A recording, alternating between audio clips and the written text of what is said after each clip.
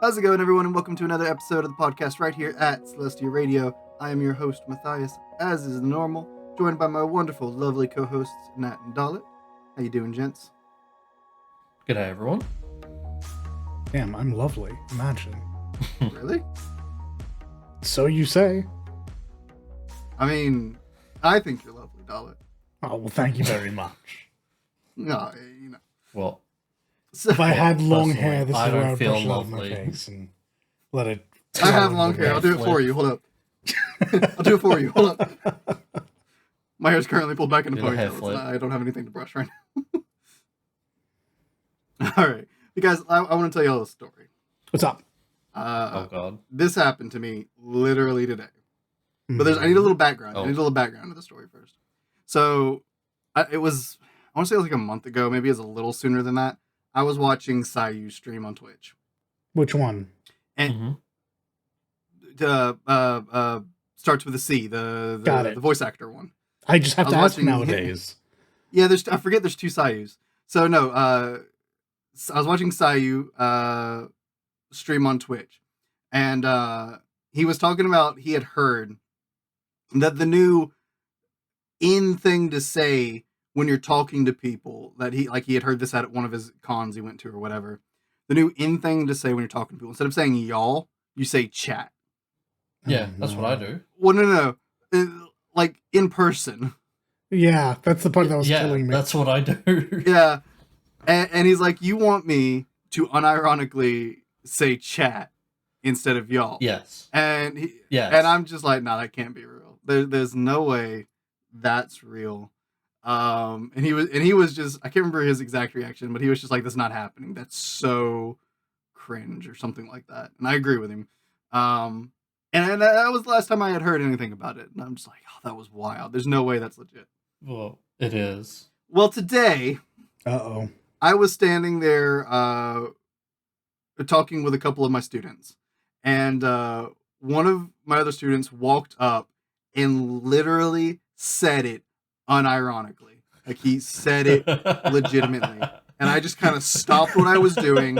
I died inside, and I just said, "You guys, excuse me. I gotta walk away for a minute." And I just walked away. I was like, "No." Yo, Chad, what are we doing today? No, the internet was a mistake. No, The internet was a mistake. It was a mistake. I was just like, he did not just say that. You can't, I'm like, you're not allowed I to didn't say just that. hear that. I was just like, oh, I like a part of me, like I cringed into myself, and a part of me died inside. And I was just like, no, I stream, I talk to chat, but that's different. I would never say chat unironically. You have referring to a group of guys, people. you have y'all, you have fam, y'all got gang. You have so many words. Please, So many. please don't be cringe IRL. I like how these two old men are fucking complaining about the younger You know generation. what? If don't- that means I'm old, then I'm old, bro. I don't want to be young anymore. If that's Look, my guy, I am a confirmed boomer. I don't like this. It's actually true. Like, I am an old man, and I embrace this about myself. But I can't hang, y'all. I don't like that. Please it's not stop. happening, bro. It's not happening. Please Sorry, address me like you that's- would your father. So, Dad. No. I liked Daddy? sir. I liked sir. Please do not actually call me dad. I do not want children. Address me as you would your teacher. That's what I'm going to say. Sensei, woo? No, it was. Oh man, it hurt me. It hurt me so much. I don't like that. I Yeah, don't like yeah. that. Yeah, if that's what it means to be young, then I don't want to be young anymore. So, But- Chad, what is the actual topic? I will I boot you. kick you. I will kick you. I don't even know if I have that That's so power, but I will. I'll kick you off, bring you back, and give Dalit the power to kick you off again. Goodness gracious. Jeez. So Sorry, go on. the story is somewhat relevant, all right? And you're gonna wonder how, okay? I am, in Oh, fact, wondering okay. how, yes. Because if we're entrusting the future of media and anything really to a generation that goes around referring to people unironically face to face as chat, we're gonna lose so much. We are going to lose so much. No, surely there's a couple of archivists out there. I hope so. My hope for the future generations died today, y'all. It died. Damn, I'm not the most cynical. That is wild. Yeah. I can't tell you how much it hurt hearing that. Like hearing it in person, like right next to you, it was just like, oh my god, no way. But yeah, that's kind of the topic is lost media, right? Because we live in a digital age and we have for a little while now. And we've seen so many games come and go, and not just like games, but generations of consoles and generations of games. And so many of those games, in those older generations, fall into this category of lost media Mm-hmm. because they're gone. Yeah. And the thing that really brought this to the forefront of well, it was me and Nat, because this is technically Nat's idea, y'all. He's the one who had the idea for this topic. So a round of applause for him, because this is an awesome this is an awesome thing to talk about, I think. What really brought this to the forefront of his and my mind was recently, a couple weeks ago now. We're a little behind on this, but recently they released on PC a way to like download the entire original Infinity Blade game. Now, if you don't know what Infinity Blade is, that's me. We don't blame you. Yeah, we don't blame you, because this is the earliest eras of smartphones. We're talking about like when the only thing that was a smartphone were iPhones, really. Like before everybody else started getting into smartphones. Finally, we have upgraded from Snake. Hey man, that Nokia phone, actual brick. Oh, bro, I loved my LG Razors. Those things were so cool. Never had one.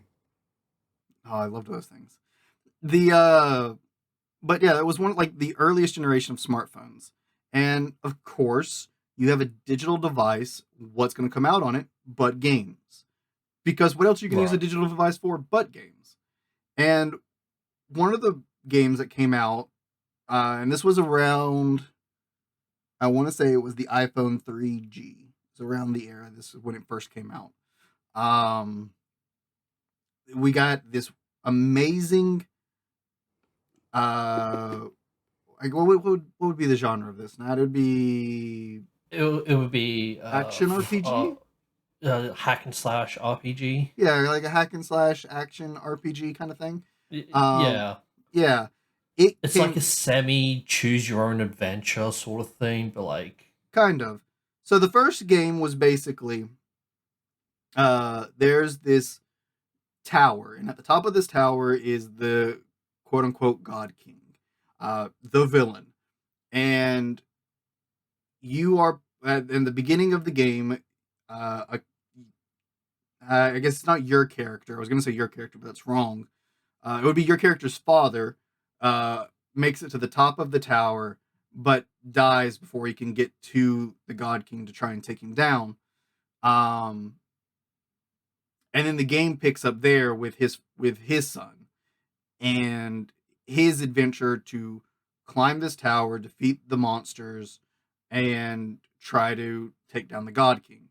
Ultimately, you're gonna fail, and then it would be that son, and then the next son, and it's like an iteration, a bloodline, a family thing. It's a bloodline. So this is Rogue Legacy.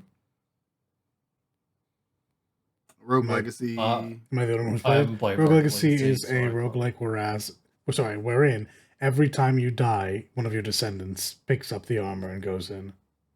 Yes. Yes, exactly like that. Because your descendant will start off with everything that you had, and then basically you're just with each run you're upgrading so that your next descendant is stronger to take on, and rinse and repeat, right? It's a very short game as well. Yeah, very short game. But it was a really fun game. You know, using the touchscreen, you duck, you dodge, you can parry. And then when you get the openings, you slash by swiping across the screen. You also had magic, where you had to draw the symbols for the magic. You had like a special gauge that you could use, and then you had different equipments and swords and everything like that. And there was even little like mysteries and stuff. Like when you get to a certain point, you're strong enough, you've got the gear, you've beat the God King and everything like that. You can get the Infinity Blade, which is what the God King has, and then that unlocks like a mystery that you can go look at after doing, and etc. and so forth. It was a free game, way ahead of its time, because so far ahead of its time. This ran on Unreal Engine 3, which was new, and it was on a fucking phone, which was insane. Yeah, and not like current phones, because that might not be too hard to think about with current phones. But this was like iPhone 3s, iPhone 3Gs. And it was very, very early. Yeah. And then it spawned sequels. There was Infinity Blade 2 and Infinity Blade 3. And they each ended up further iterating on that story in some way or form.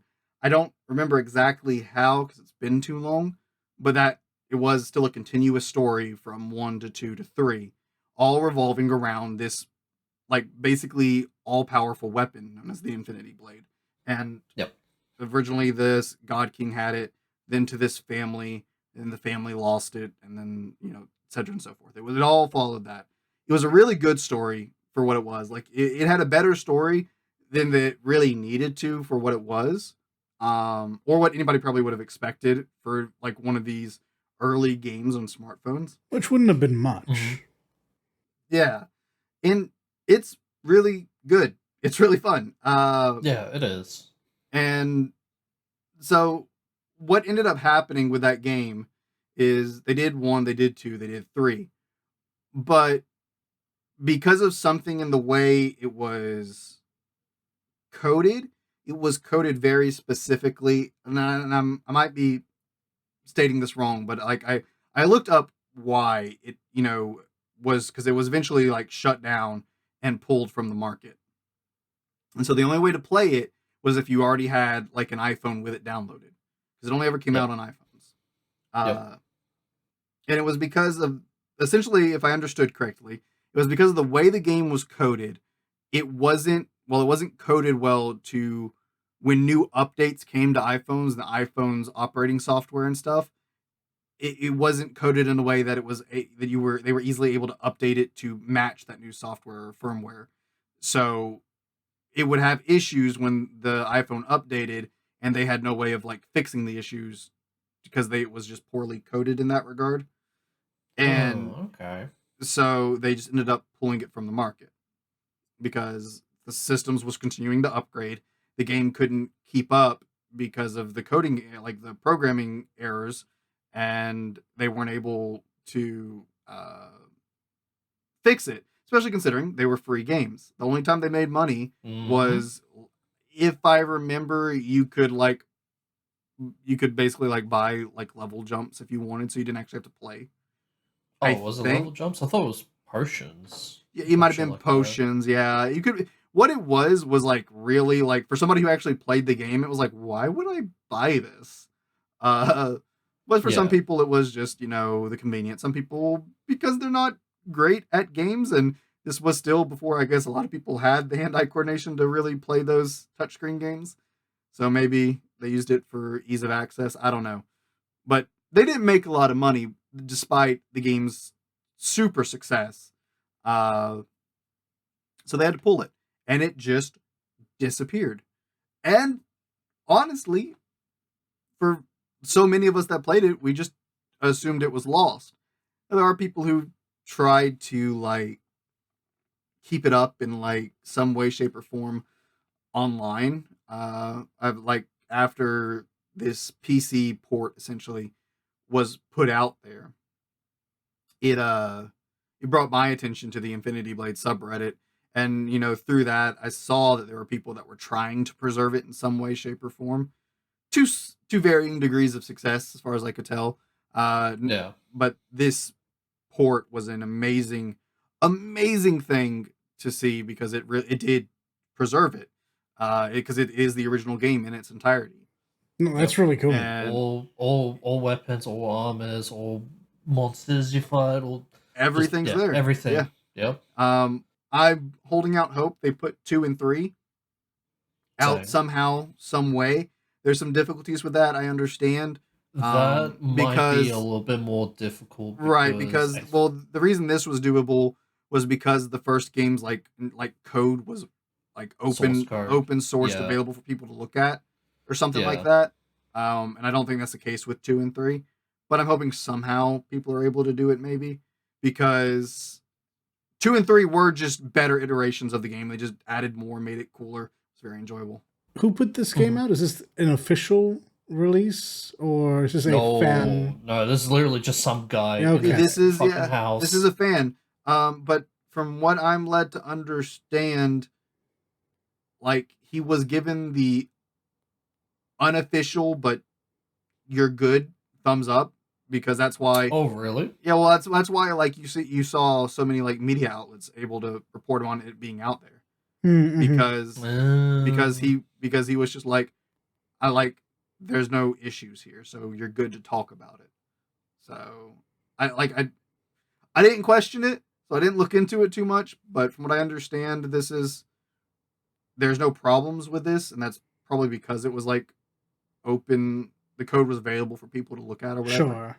So somebody just did the work and put it out, and the game, like, originally the game was free.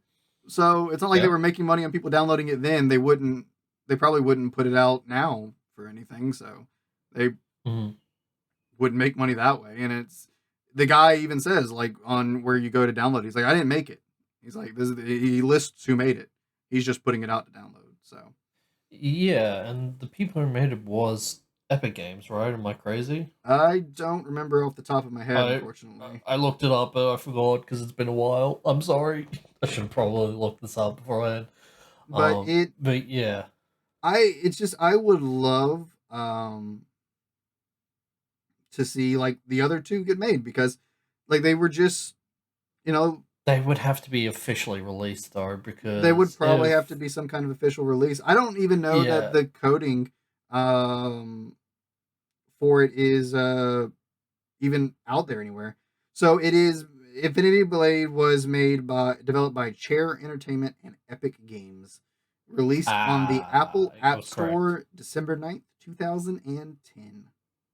Oh, bro, I remember that because that Christmas was the year I got my iPhone, and I found that game that, like, shortly thereafter, and that was my go-to game on my iPhone. That was the reason I kept my iPhone for as long as I did before switching to Samsung, right, and Android devices. But yeah, it's an amazing game, and it's honestly, as someone who plays so many of what current mobile games are, which is just gacha games, it's kind of sad to see we went from this amazing, really entertaining, really well, like, written free-to-play game to microtransaction, bleed you dry gacha games being the norm for what's on the mobile market.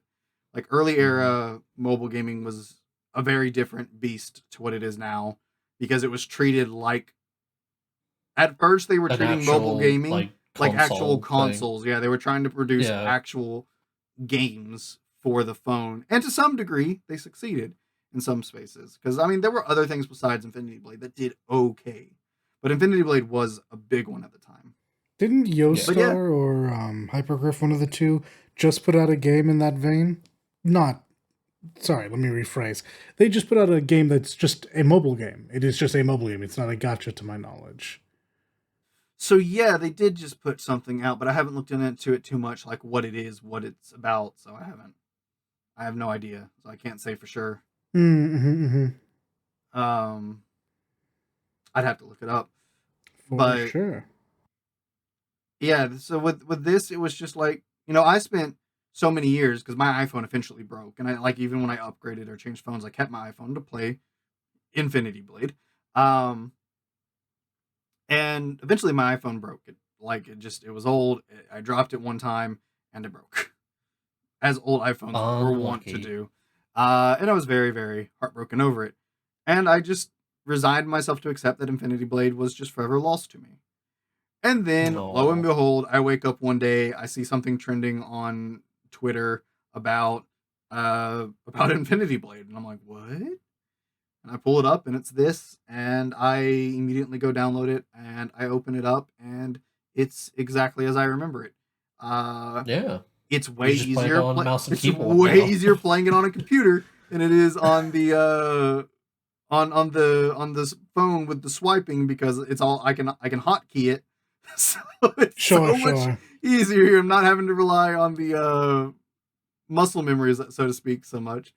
Uh, but even easier because of that, it's still an absolute blast to play, and it just made Yep. me realize how heartbreaking it is that this game was potentially going to be lost forever. And as of this moment, its sequel games are just lost forever. Until they aren't. And then until they are again. But yeah, like it's very interesting because as I mentioned before, 2 and 3 is going to have to be officially released by Epic Games, because if they're not open source code, there could be some very scary legal issues about if, just literally some random guy is like, yeah, here's Infinity Blade 2 and 3. Unless he gets permission, yeah. I mean, yeah, but like, if he gets permission, why weren't Epic Games just releasing themselves? They don't feel like putting the work into it. That's actually what it comes Possibly. down to. He's releasing Yeah. it because Yeah, he's putting the fair. effort into emulating it. Yeah. Yeah. Okay. Because it wasn't, again, he had to take that code and then make it to where it worked on PC. Yeah. And he did more than just make it work on PC with like swiping your mouse across the screen. He made it so you could hotkey stuff and everything too. Yeah. So he did add a little bit to it, I guess you could say. Yeah, Um, he added on from the original code, which is very nice. yeah, but that's the thing I wanted to bring up today, right? Was lost media, because this isn't the only thing out there. I can think of several examples of things that are just lost to the ages. They aren't preserved like forms of media, whether they be games or whatever, Mm-hmm. that are gone because they just could be a multitude of reasons. Software upgrades, incidents, like real life Source incidents code happen. just being lost to time. Yeah, like shoot, there was it a game or an anime that the studio had a some kind of natural disaster or something hit it, and all the original like files and stuff like were Oh, on the computers or something that were in the building that was destroyed in it. I mean, I So want to they say I game. can I do think I know you who one you're better talking than about. all of that. During the 90s, most video game companies in the East would just throw out their code when they were done. They just wouldn't keep Yeah, it. that's true. It's why true, remasters yeah, it's why remasters were such a big pain in the ass for so long. yeah, and you end up with things like they're just like, yeah, a game in the East. Here's something for you. The last couple weeks, it's come up a couple times because me and Nat have both been playing Personas 1 and Personas 2. There you go. Uh, Yep. Currently, there is. I'm trying to think. I don't think there is any way to get those in English currently. Um, Other than fan translation, but well, because Persona 1 did get an official English release, like a physical one that you might be able to track down if you're lucky. Uh, all right, but everyone, go it on eBay. but it is a poorly translated, not complete thing, because when they re-released Persona 1 on the PSP as a digital download, it got the real translation treatment and everything was there. Right. So, and then I can't remember the details with Persona 2, but it was also on the PSP. So unless you have like, and because the PlayStation Store for PSP and PS Vita is shut down, you can't get on it anymore. Unless you have a system with a memory card or whatever that has those games on there. That's the only way to play them. Yeah, that's the only way to play them. I think you can probably, because it was on PlayStation, there might be people or ways to emulate that on a PC or whatever.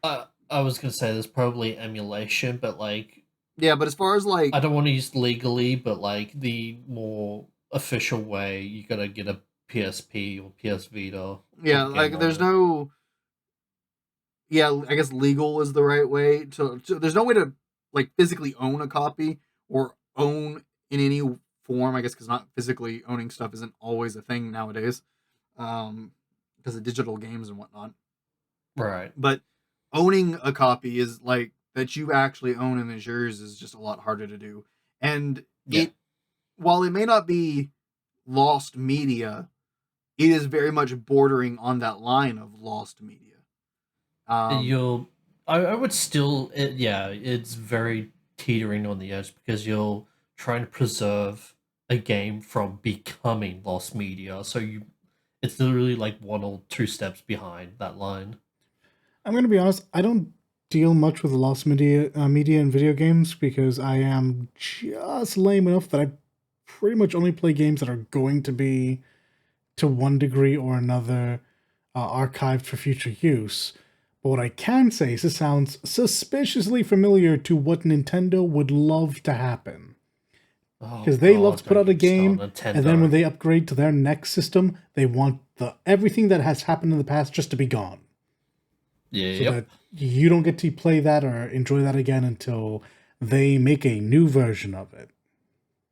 Yep, just emulated on I was gonna say PlayStation Switch. Jesus Christ, on the Nintendo Switch for $60. Yeah, that's fun. A lot of Nintendo games, are Pokemon Crystal. Yeah, you got to do that. Yeah, a lot of Nintendo games are in one way or another not lost, obviously, right? We're not. Nothing's so old for the Nintendo. Yeah, maybe it is, but that we talk about often that we can't get our hands on. But emulation is kind of the best way to play older Nintendo's titles at the moment because Nintendo just doesn't have any interest in archiving until we yell at them.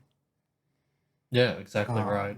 So there's that. One of the worst offenders of this, right? Like you said, of when they get something new, they want the old to die so they can, re-release it and make money again.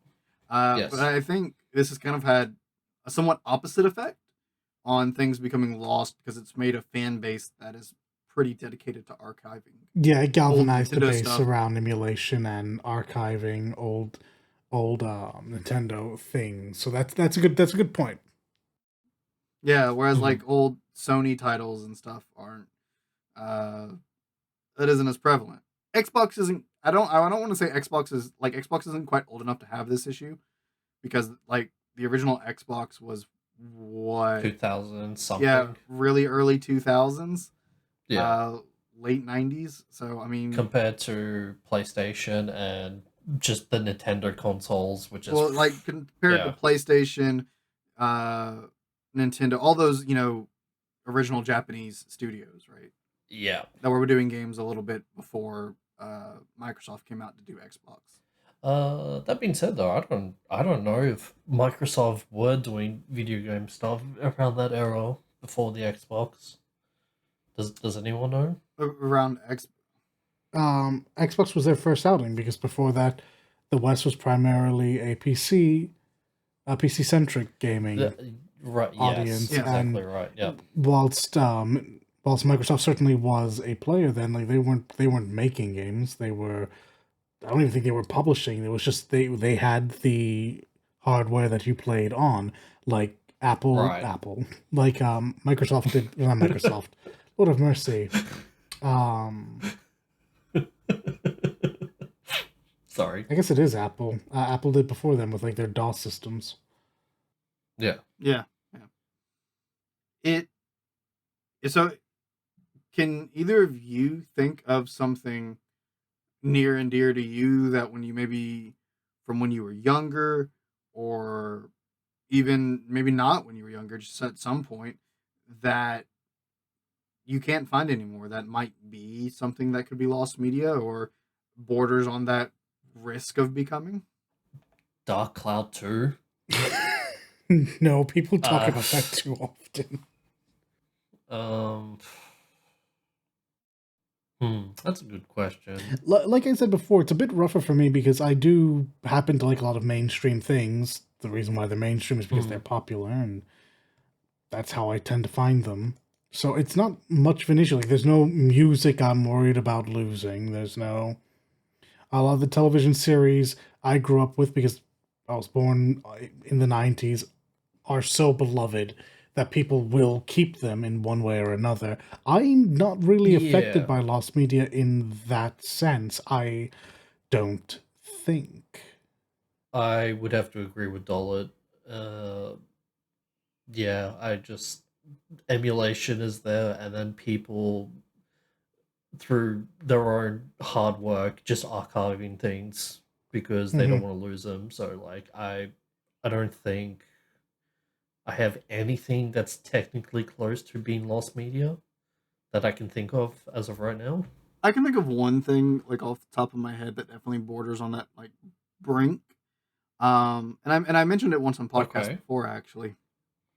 Was one of my favorite like trading card games that I played was a game called Chaotic. Right. Well, that game didn't do so well, and eventually, it was basically canned. Uh, Mm-hmm. but it did have a devoted fan base, and people still played it. And there's a Discord community out there for it, and they're constantly trying to find ways to like fan fund a resurgence for it. Because trading card games are a lot more popular now than they were back when Chaotic That's certainly true.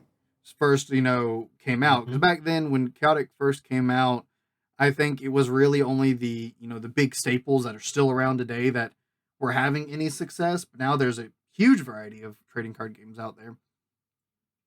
So I know there's a group of fans out there trying to fan fund a resurgence for it, trying to encourage a resurgence and waiting for some kind of resurgence because they really enjoyed this game and want more to this game, but it's not seen anything like that. In fact, right now I think the rights to the game are owned by one person, like one individual, and he's just got no interest in selling them or doing anything with the rights, I think.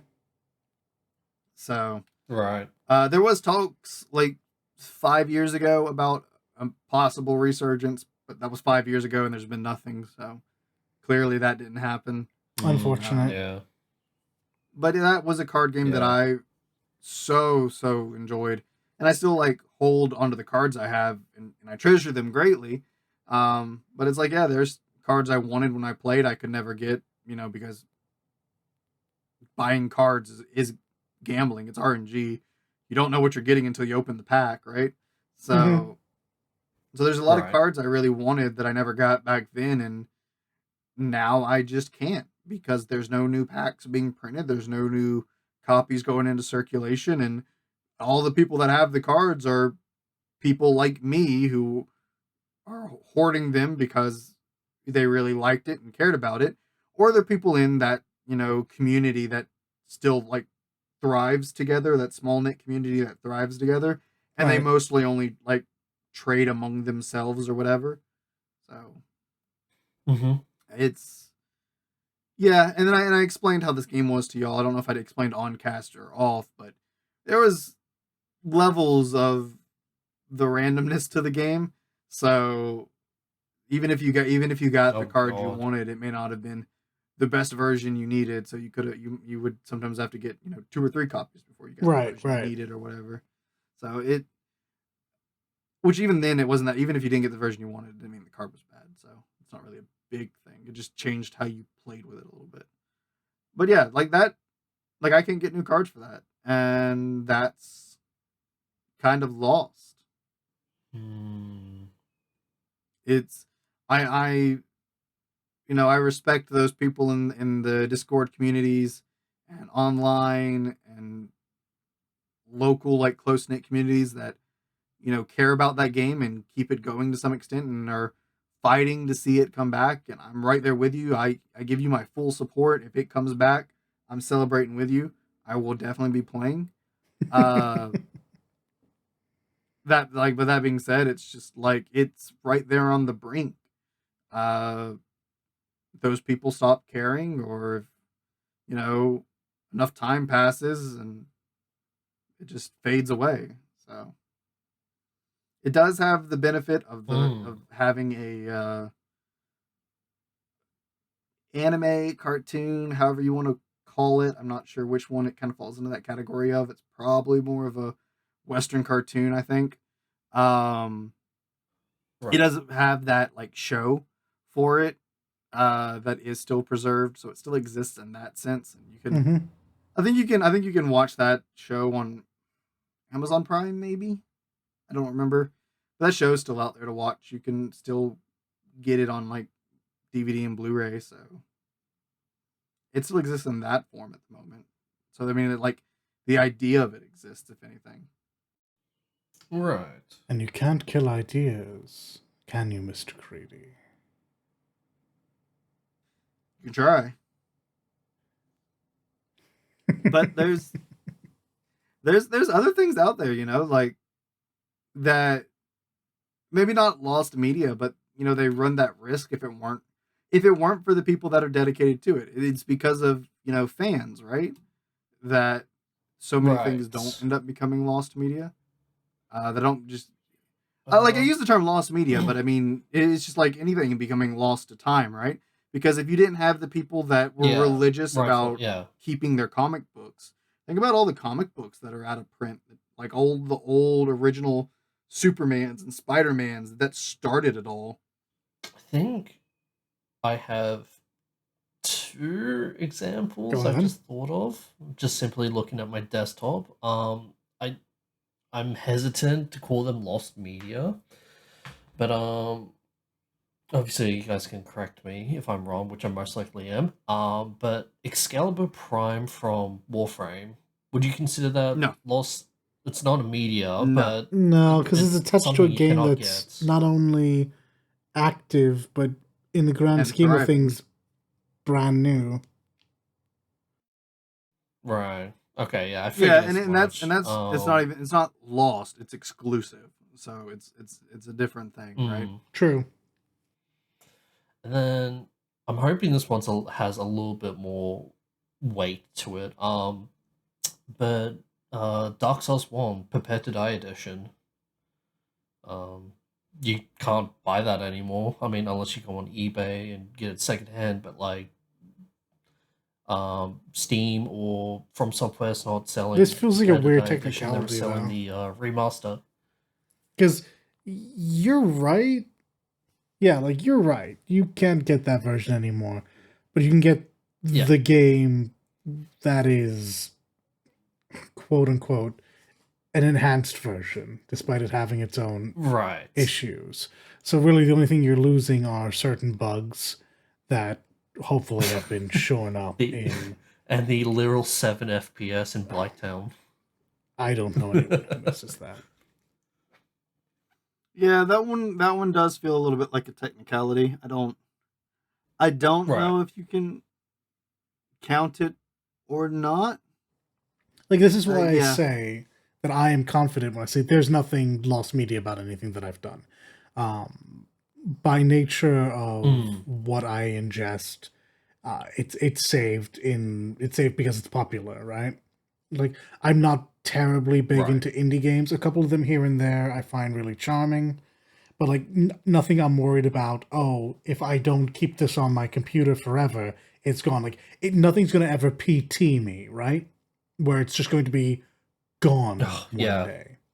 The closest Thankfully, because of things like Steam, we don't have as much fear with those indie games. True. Because they exist in the Steam library, and to my knowledge, I don't think Steam takes things out of its library unless it's like pulled by the developer. Unless it's pulled by the developer.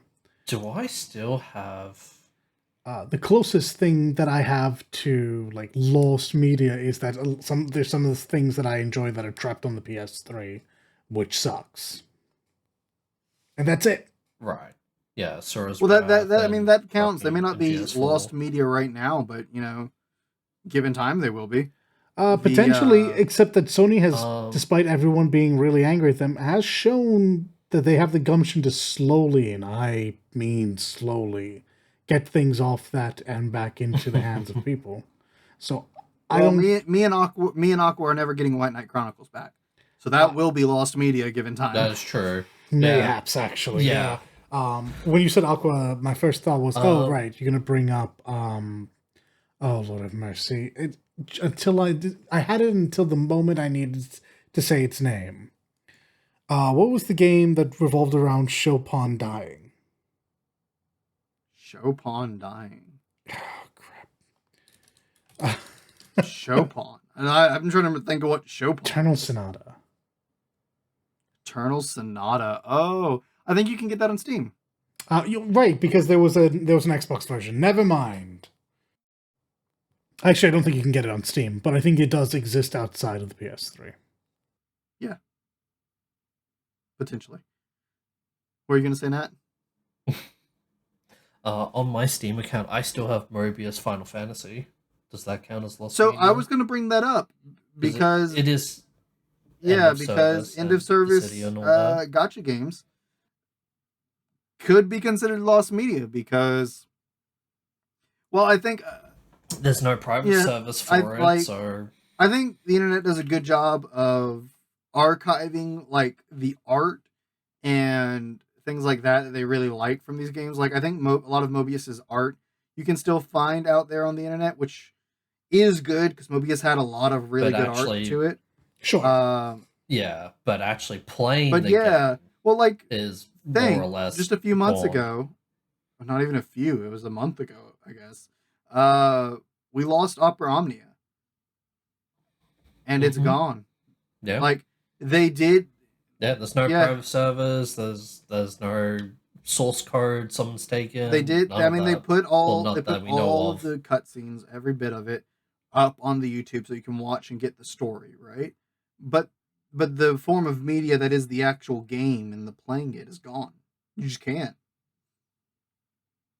And I'm sure there are other games that fall into this category as well. I mean, I can name any number of mobile games that have hit end of service. And Star Ocean Amnesis. Well, this is the big issue about not owning your games, right? About live service games. That one day, we've spoken about this before. Yeah, one day they'll be gone, and they'll be gone in a way that, because you don't own it, you can no longer access this. One day, 14 will be gone, and I won't be able to access it no matter how much money I throw at my screen. So this is where this gets interesting, because as much as we've just come from an era where lost media is a thing to worry about, we also seem to be heading towards an area where it can happen again. So we're sitting going into an era where it can happen again, but like potentially worse because of the way it is, right?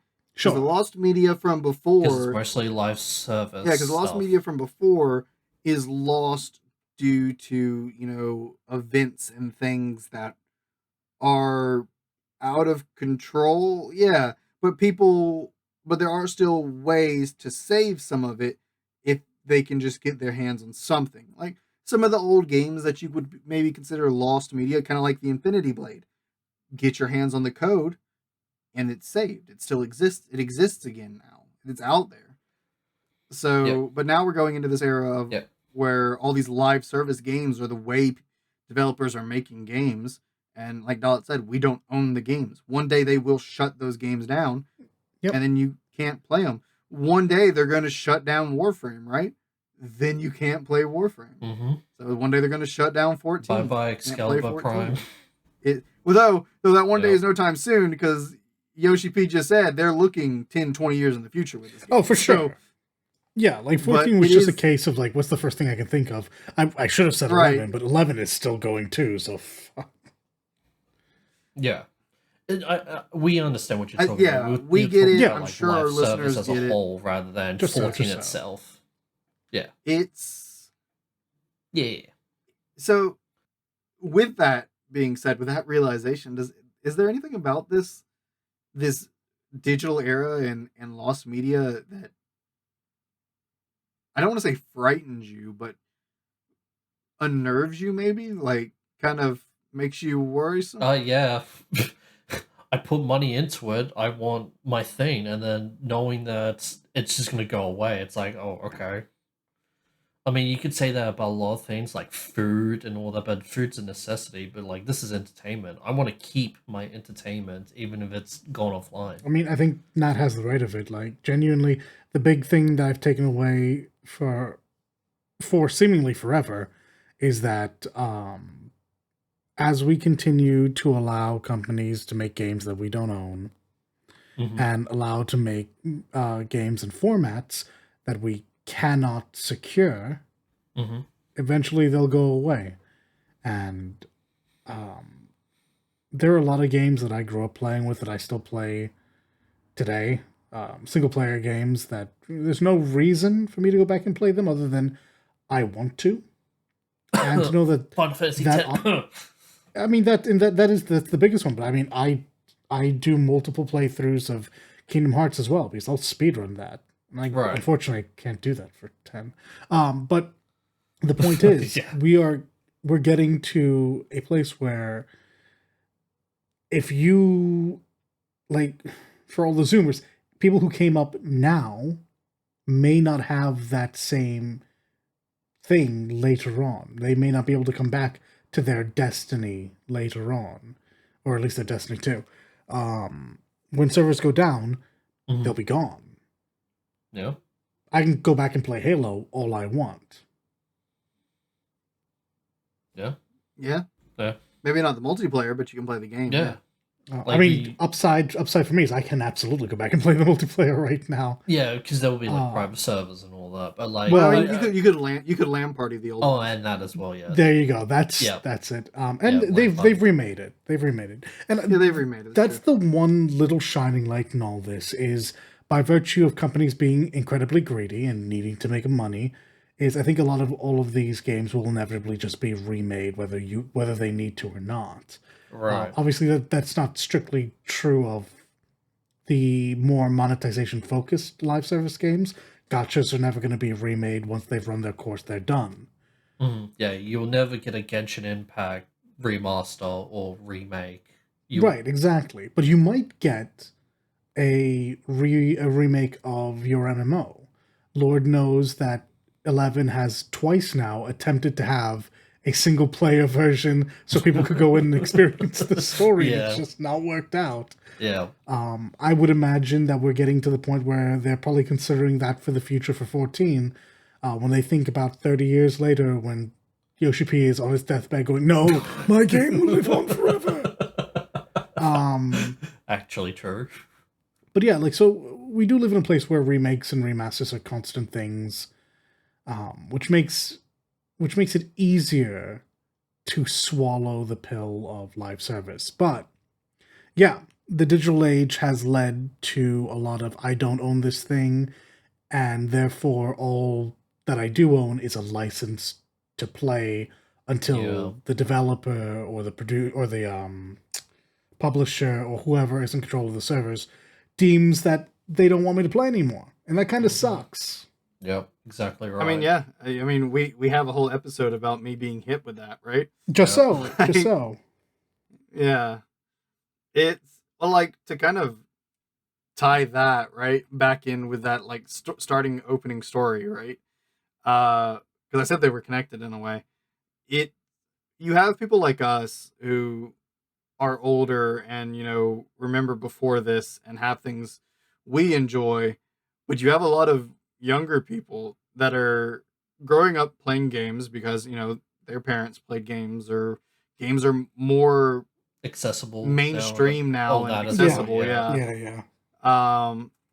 But they're growing up playing these games that are on a time Fortnite, limit, more or less, like things that are live service and open, and they're not they like never really knew or thought of games in that way of owning them, of missing them, and it's a terrifying thought. Now, of course, you do have people out there. I want to say they're fighting the good fight.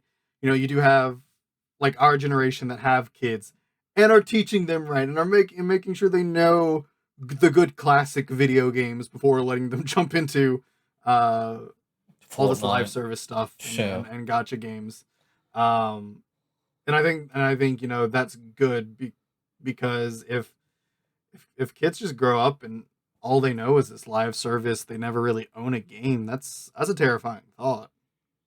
Yeah, they would just think wasting their money on the game and then the game is just gone would just be normal to them.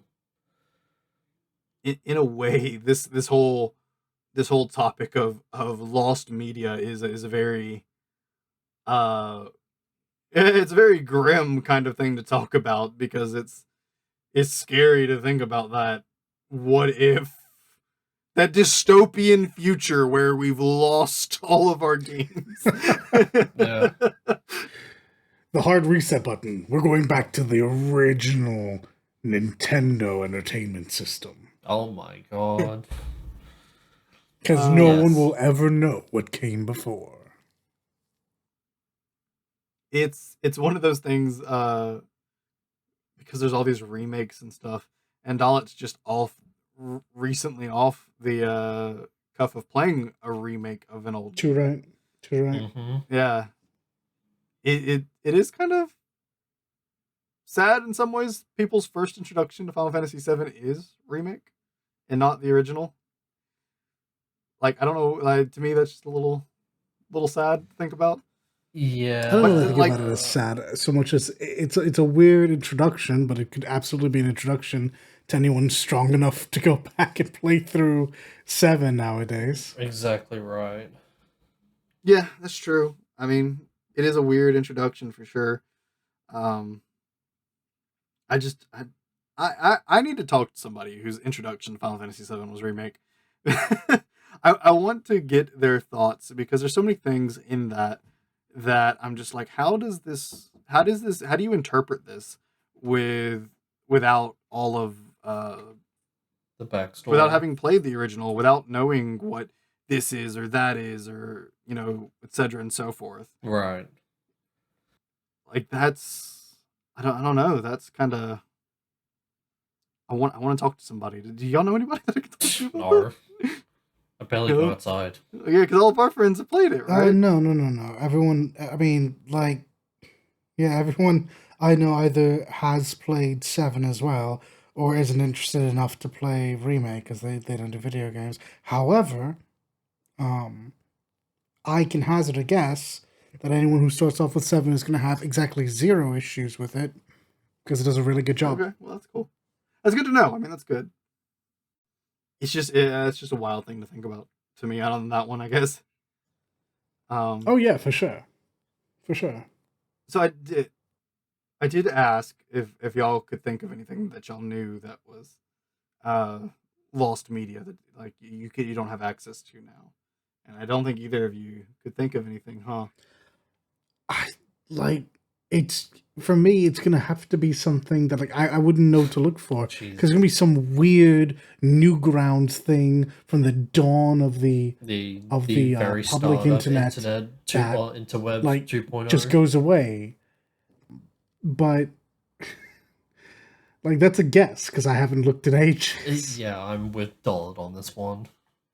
Like it has to be some fucking obscure thing. But that would be the most likely place to find something. I feel like anything that I have engaged with that is gone. Yeah, it's like anything you can find. I mean, like apparently cool math games are still up and running. Browser-based games and stuff. I don't see any reason why those would be lost as long as same people own the domain rights. You should be able to just.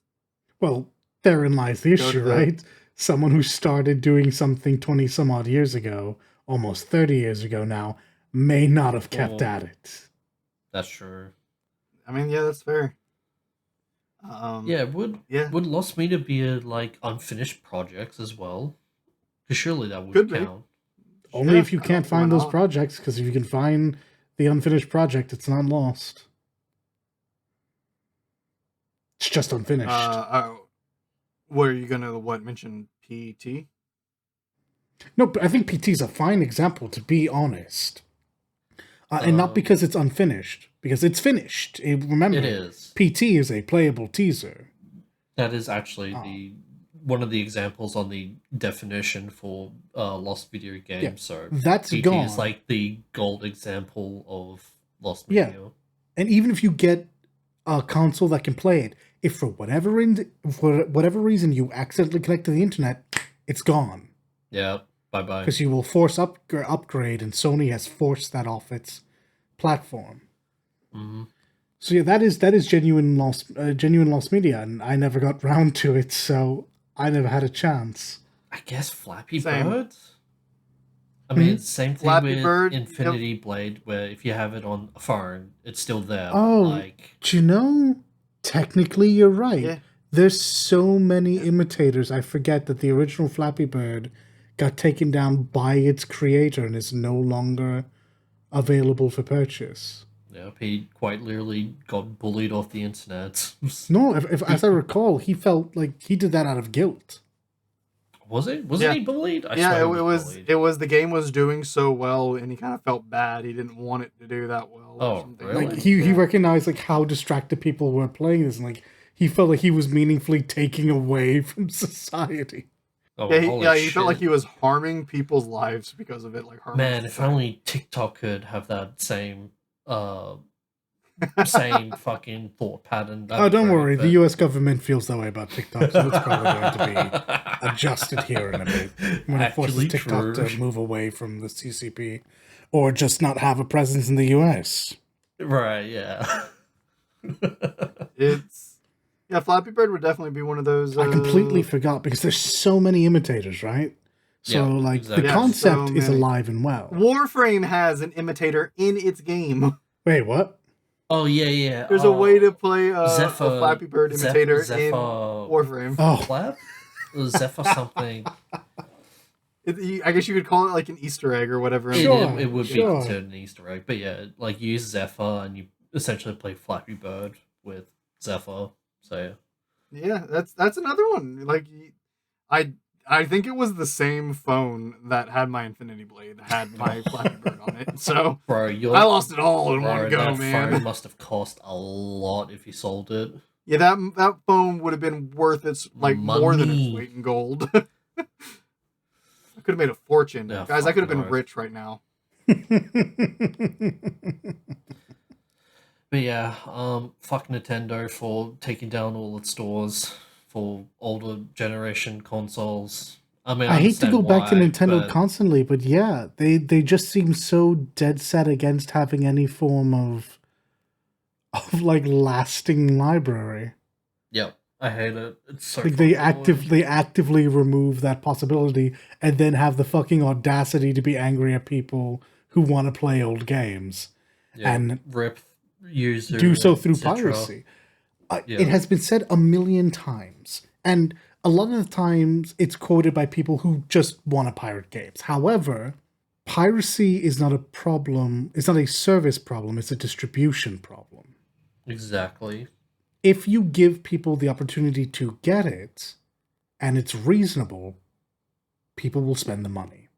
Exactly. I would much rather pay my $50 to $70 for a video game than pirate it and potentially lose my almost $1,000 computer.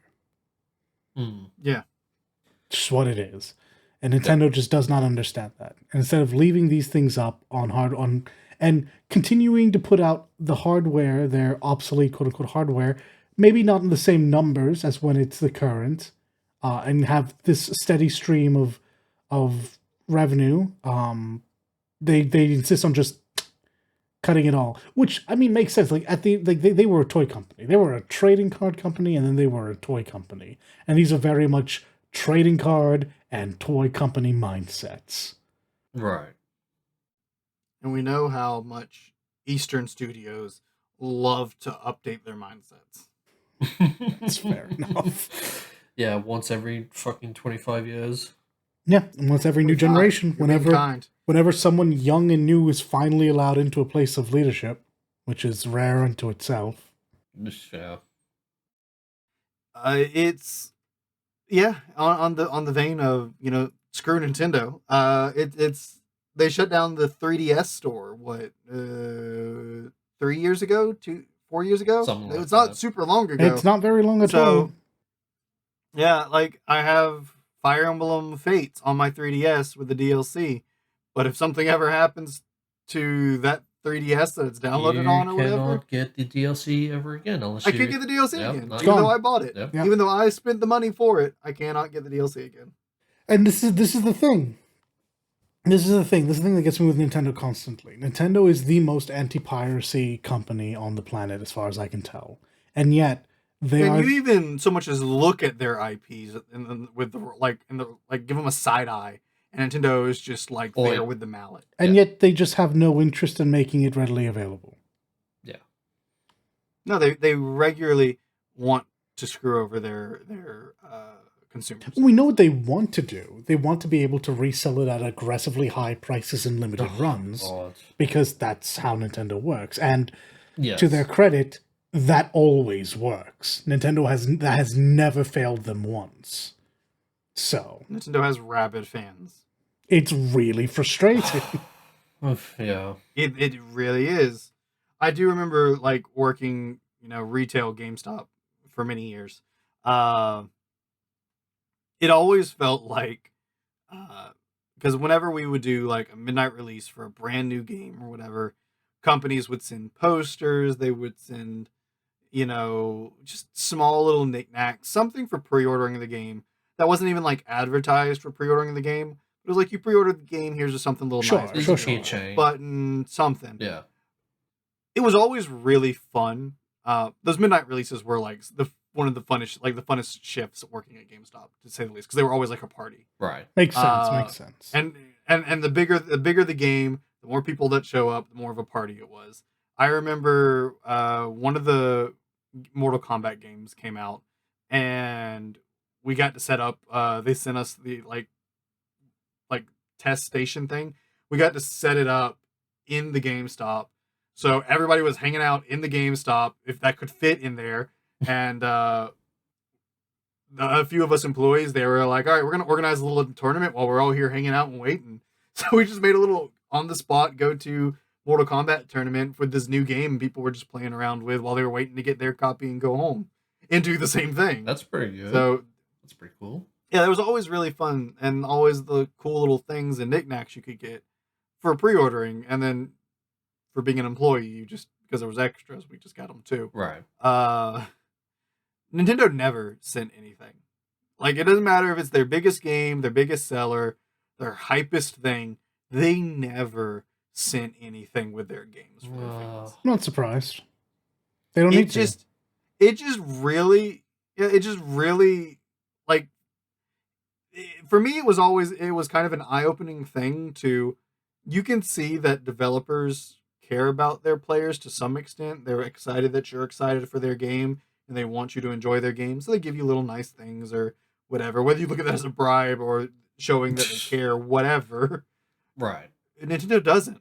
It was very like apparent that they were just like, yeah, we just want your money. Here's the game, give us your money. And and then when you look at this aspect of lost media and things being, lost to the ages and lost to time, and Nintendo's making that more and more of a thing because they shut stuff they're down active and they don't- participants in it, which is Yeah, baffling.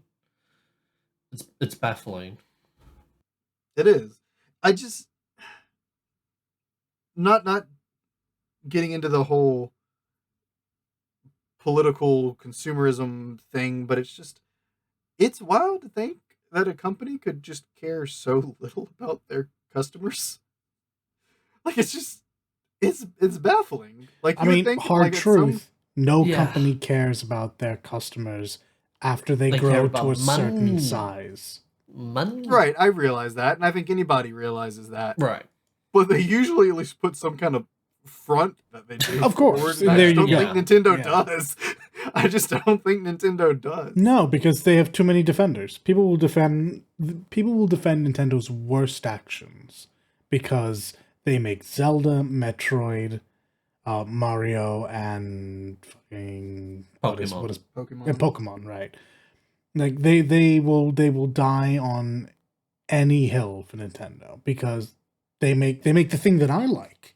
Well, it can't be bad. I like it. So you shut your mouth. Yeah. I mean, I bet you can watch. This will probably be our least liked episode. Oh, I don't Just because know. we're saying There's a lot of because we're people speaking that don't truth. like the Nintendo fan base as well because they're a bunch of fucking idiots. Well, I mean, look, hold on. I'm very negative on Nintendo. I'm a part of that fan base. I am a Zelda simp. I am as well a fan of Zelda and all these other games. Doesn't mean I like the company. But yeah, I don't know if it comes with age and like you get away from that whole console war and like Star Wars, like my company versus your thing or whatever. But right? No. Everything gets weighed on its own merits. Yeah. Okay, I'm tangenting off of this here a little bit. Console wars, all right? Oh God. You know what comes to my mind when you say this should be lost media. Console wars, that should die. That should die. Yeah, I 100% agree. Older, wiser Matt 100% agrees. Console wars. First off, you know what comes to my mind when I hear console wars? Halo versus Call of Duty, probably. But Call of Duty ended up being on Xbox too, so it doesn't matter. Yeah, I forgot what the PlayStation exclusive was, but it was Halo versus something other than COD. No, I know what you're. I get where you're going. Yeah, now.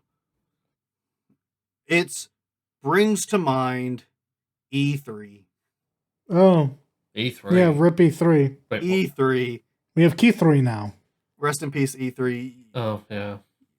E3 was my childhood. As somebody who grew up, we've had this whole episode to this really. As someone who grew up wanting to work in video games in some degree, E3 was like my Broadway, was like my Hollywood. I wanted to be there so bad. I wanted to one day be in that audience, or even better, be on that stage presenting a game to people. Right. So getting that news that E3 was officially dead, that broke my heart on a number of levels. Like childhood Matt died. Oh. Because there was his childhood dream gone. He would never be able to be at an E3, never be able to be on an E3 stage. So, but you could be at a Key 3 stage, handing out a game at Key 3.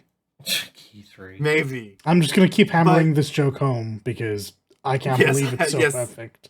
I mean, you're not wrong. Keep doing it. Keep doing it. But yeah, the old E3 thing, that used to be Microsoft versus Sony versus Nintendo. Who had the best conference? Who's winning the console war of the conferences? Right. And when I was younger, I was in the thick of that console war. I was rooting like a Super Bowl fan roots for their team for my console to win and have the better conference. I would be lying if I said that I didn't do that as well. I did. I always hoped Sony would win the conference war every year. But I wasn't so blinded that like so many people tend to be in those things and say they won when they really didn't. Because I was very quick to admit when Sony lost, they lost. Like I remember a few years where Xbox, they just nailed it, and I was like, that was a killer. The announcement of the PS3 was the worst that I've ever seen Sony do. Yeah, it was without a doubt the worst they've ever looked, and Xbox somehow managed to follow that up the next generation. So well done. Yeah, and then the next generation, Xbox just tanked it so bad. So much so that they even came out and said we lost. they still they still haven't recovered. It's crazy. Still haven't. Yeah, that's insane. Wild. Yeah, that's. I do think it's funny. Like me now, looking back on like younger me watching those conferences and stuff, and like trying to decide who had the better conference. Because when I watched those last few E3s that happened, and I remember them, unlike Dalit, who actually did a whole show for them and doesn't remember them. Yeah, that's just factually accurate. I have to stuff a lot of stuff in my brain, so things have to go, and recent memories just seem to be the ones to go. Sorry, I just haven't thrown you under the bus this episode. I mean, that's fair. That is fair and understandable. The is like I really picked apart those conferences those last few times. I was like, they did this and then they did this, and I was like pinned to paper. I'm like, they did this, which was really cool. They showed this, which was really cool.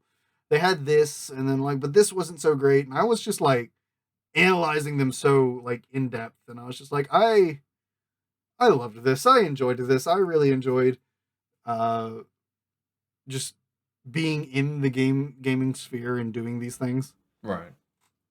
It's why because I always like ended up, even when I started streaming, there was always some reason or whatever that I never was able to like watch the like E3 conferences or whatever to like react and like do it as a live stream, and it kind of sucks that I can't do that now, because even with like SGF and stuff, like that's all like one thing more or less. Right. Like, yeah, they're broken up, but it's still very much presented as SGF. So I don't know. But yeah, that's that. You can call E3 a form of lost media. It's a lost media outlet, technically. Yeah. I mean, you could still probably that might be a stretch, but videos like on YouTube about like the whole conference, but like as you said, like a media outlet, that's gone. As an outlet, it's gone. So yeah. It's. I mean, as time progresses, like, you know, those things change, and change is inevitable, and that's fine. You know, change is inevitable, but change isn't a bad thing. So, but it is kind of sucks to think that some of those things you do end up losing out on as things change. Yeah. Right now, we're in an era of live service, and there's a lot of things that are at risk of like losing out on. Like, I think was it you, Nat, or was it Dalit that brought up Genshin? Me. I don't remember. Yeah, it was you. It was I. Yeah, that brought up Genshin. Like one day they're gonna close down Genshin. I'm going to cry. Yep. Even though that game is so well suited to just flipping a switch and turning it to offline, and you can play it without needing an internet connection. If you have it downloaded, you're good to go. But they probably won't do that, to be fair. So maybe, I don't know. Yeah, and it's while MiHoYo, is that the name correct? Yeah, you got it. MiHoYo. While they do very much like I don't want to say recycle, but the games are very similar to in terms of like art style and all that, right? You are most likely not going to get a Genshin Impact remake or remaster. You may get a 2, but if it's the exact same thing as Genshin Impact 1, then eventually through time, it's also just going to go away. So, yeah. Okay, here's I'm gonna say this is the final question I have for y'all. Oh, okay. Alrighty. I want each of you, if you can think of any advice you can give our listeners in regards to this topic, what would it be? Don't buy digital. Buy physical. I +1 on that, but I want a different answer. Well, before you give that, Nat, hold on to it. Think about it. Hold on to it. I want to comment. I'm still thinking. Okay, good. Keep thinking. Nowadays, even buying physical doesn't do so much, because buying physical just gives you is overinflated what it actually is, because nowadays physical discs are just basically activation keys that download it all anyways. Fuck, I hate that you're right about that. That is true. That is true. Support real games. Play more than live services. Support like actual experiences. Don't let the talking point of single player is dead, please, ever. Yes. Take hold ever again. I also please. +1 that. We definitely live in a multiplayer. Yeah, 100% agree to that one. We definitely live in a multiplayer era, and multiplayer games are a blast. I love multiplayer games as much as the next guy. We all love multiplayer games. single player is not dead. It is in no way, shape, or form dead. And don't let no.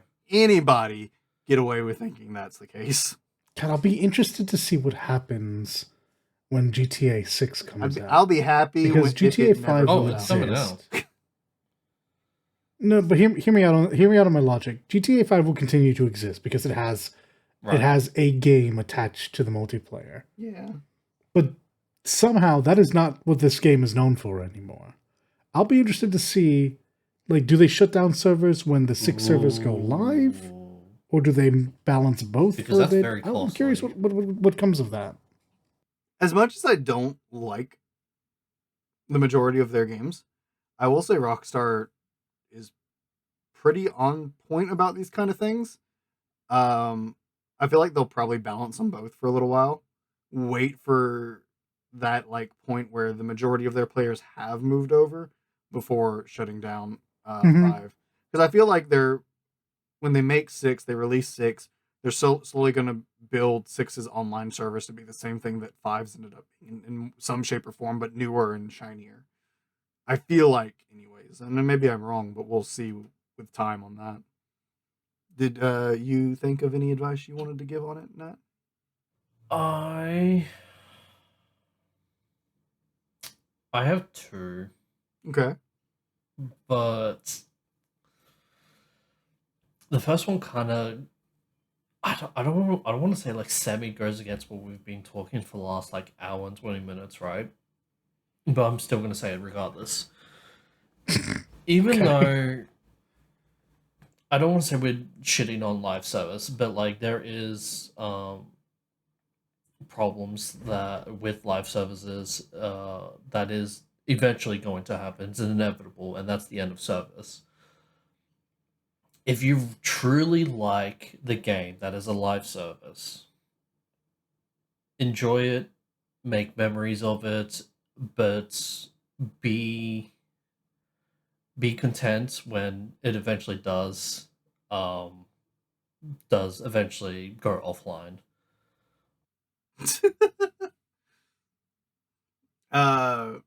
Okay. Well, the first one I'll give you thumbs up.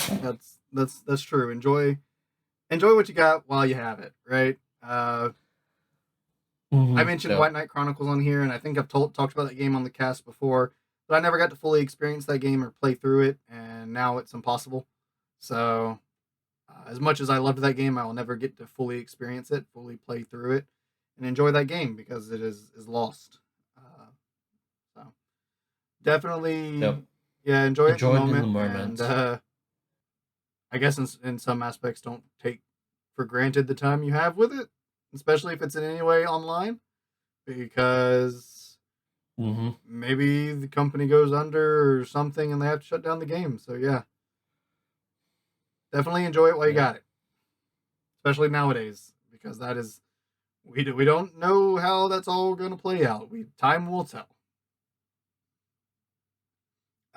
If I would offer a piece of advice on this whole lost media thing, um,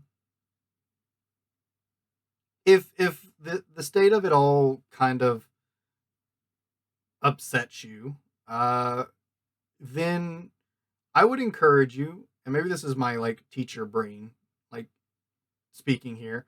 I would encourage you to learn how to, capture those moments, to internalize them in some degree, whether it be recording yourself playing the game, making sure you have a copy of the game, like physically, like Dalit mentioned, if like possible, things like that.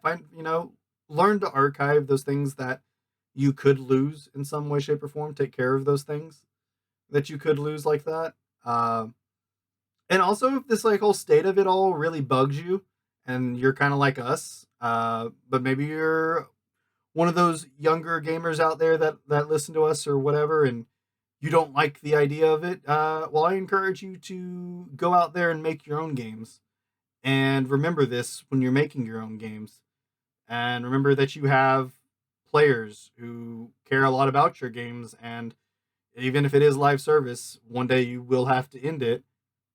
Think about your players then. Think about how you felt listening to this and, eternalize it for them in some way. Just you know, those of our younger listeners, you all are the ones that have to, step forward to make the change. And even to us in a way, because we're not so old as much as we like to talk about it like we did at the beginning of the episode. I'm a graybeard. That, says you guys. Shut up, both of you. We're not so old that, we don't have connections, we don't have friends, and we can't try to do some good out there. That's kind of what we're doing here in some shape or form. So yeah, that's my advice, right? And unrelated but semi-related, just also for the younger people out there, if you have a dream, shoot for it. Don't ever let go of it. That's just, trust me on that. If your dream is to walk across an E3 stage, E3 shuts down, you find a new stage. Whether that's Summer Games Fest, the Game Awards, or whatever, you find a new stage to be that goal. Don't just give up on it. That is in some ways talking to myself, I think, but Who's he talking to, Dolan? Apparently himself. Oh, okay. Maybe next week it's just me. I'm just gonna talk to myself.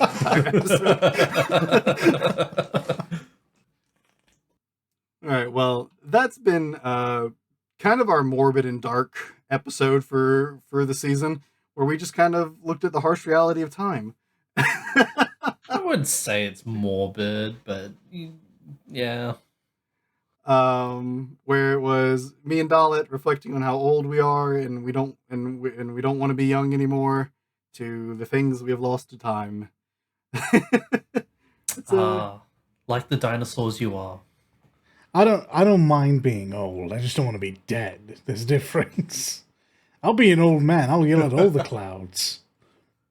When I put this down on our agenda for things to talk about, I didn't think it to go so dark in a way. Because I feel like it got a little dark there. Again, I don't think it's dark, but like. But so it be when you sit down to just chat with your buds about something random and you don't know where it's gonna go. True. Sometimes that happens. But as always, each and every one of you out there, we thank you for listening, and we appreciate you for sticking with us through all of this and every episode thus far. Remember, you can go follow us on Twitter at Celestia Radio PD. You can send us your thoughts, your topic ideas, your questions, whatever it may be, with the hashtag AskCRP or in the comment section on YouTube. And as always, we thank you, and we will see you next time. Take care, everyone. We good now.